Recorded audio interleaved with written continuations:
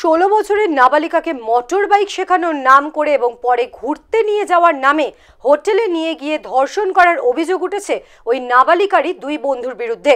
ঘটনায় ওই নাবালিকাকে পরে উদ্ধার করা হয়েছে নিউ টাউনের রাম মন্দির এলাকা থেকে এবং পরে ইকোপার্ক থানায় অভিযোগ দায়ের করা হলে ওই দুই অভিযুক্ত যুবককে গ্রেফতার করা হয়েছে বলে জানা গিয়েছে। পুলিশ সূত্রে খবর, গতকাল গভীর রাতে থানায় ফোন আসে একটি মেয়ের। রাম মন্দিরের কাছে চিৎকার করছিল।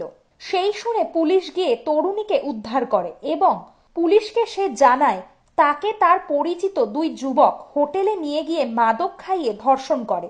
এরপর পুলিশ অভিযুক্ত দুই যুবককে আটক করে। জিজ্ঞাসাবাদে পুলিশ জানতে পারে প্রথমে তাকে বাইক চালানো শেখাবে বলে রাম মন্দির এলাকায় নিয়ে যাওয়া হয়। সেখান থেকে তাকে ঘুরতে নিয়ে যাব বলে একটা হোটেলে নিয়ে যাওয়া হয়। সেখানে তাকে মাদক খাইয়ে ধর্ষণ করা হয়।